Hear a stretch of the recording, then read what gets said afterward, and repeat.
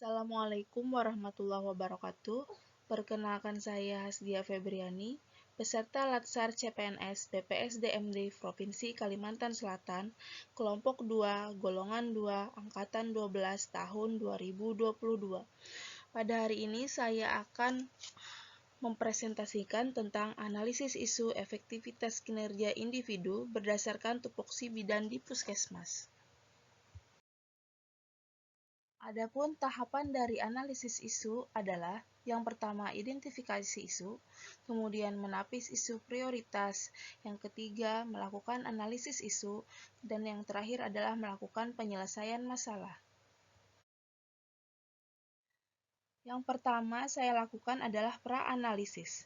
Di sini saya sebagai bidan di puskesmas mendapatkan beberapa isu yang dapat diangkat, diantaranya adalah masih adanya kurang energi kronis pada ibu hamil, kemudian masih adanya ketidakpatuhan ibu hamil untuk mengkonsumsi tablet tambah darah, dan yang ketiga adalah kehamilan dengan resti atau risiko tinggi, adanya ibu hamil yang tidak memeriksakan kehamilannya secara teratur, kemudian yang terakhir adalah rendahnya keikutsertaan pengguna KB jangka panjang atau MKJB pasca salin. Teknik penapisan isu yang saya pakai pertama adalah dengan metode APKL, yang mana A aktual, yaitu isu tersebut sedang hangat dibicarakan atau diperkirakan akan terjadi. B problematik, yaitu isu tersebut menarik atau mendesak untuk ditangani. K khalayak, yang artinya apakah isu tersebut menyangkut hajat hidup orang banyak. Dan L layak, yaitu apakah isu tersebut pantas, realistik, serta apakah sesuai dengan kewenangan kita. Dari kelima isu yang dianalisa dan ditapis didapatkan poin tertinggi pada metode APKL, yaitu dengan poin 18 pada isu masih adanya ketidakpatuhan ibu hamil untuk mengkonsumsi tablet tambah darah. Penapisan isu kedua yang saya pakai adalah dengan metode USG, yaitu urgensi adalah seberapa mendesak isu tersebut harus dibahas, dianalisa, dan ditindaklanjuti. Seriousness adalah seberapa besar suatu isu tersebut harus dibahas, dikaitkan dengan akibat yang ditimbulkan. Dan G growth, yaitu seberapa besar kemungkinan isu tersebut tidak ditangani. Dari kelima masalah tersebut, didapatkan angka total tertinggi 14 poin pada isu masih adanya ketidakpatuhan ibu hamil untuk mengkonsumsi tablet tambah darah. Dari kedua tahap tapisan isu yang dipakai, dapat disimpulkan satu isu prioritas, yaitu masih adanya ketidakpatuhan ibu hamil untuk mengkonsumsi tablet tambah darah.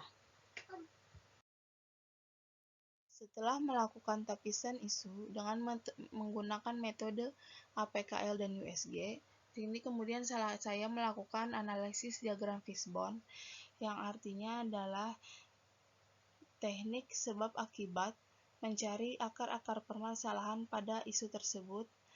Di sini ada 4 kategori yang saya gunakan, yaitu metode, sumber daya manusia, lingkungan, dan sarana prasarana.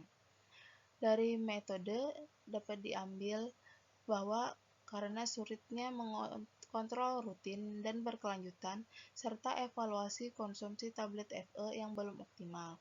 Kemudian masih kurangnya komunikasi, informasi, dan edukasi.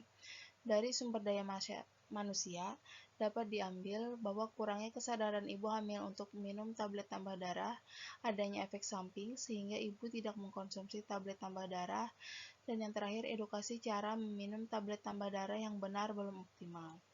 Dari faktor lingkungan, yaitu kurangnya dukungan suami dan keluarga terhadap ibu hamil untuk mengkonsumsi tablet tambah darah secara optimal, dan yang terakhir sarana prasarana, yaitu kurangnya alat monitoring kepatuhan minum tablet tambah darah.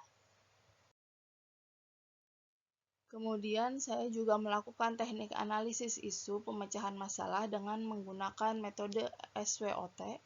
Yang pertama S adalah kekuatan, di mana di sini yang menjadi kekuatan dari isu tersebut adalah ketersediaan tablet tambah darah di puskesmas, kemudian banyaknya variasi tablet tambah darah di pasaran yang bisa dikonsumsi ibu hamil.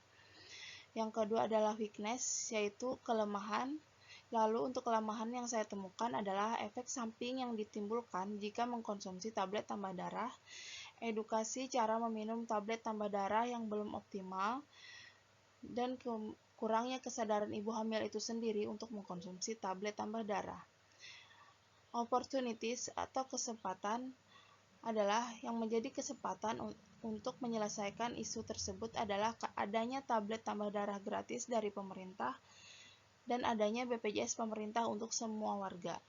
Yang terakhir, threat ancaman, yaitu meningkatnya kasus anemia pada ibu hamil sehingga dapat meningkatkan komplikasi persalinan maternal dan komplikasi neonatal.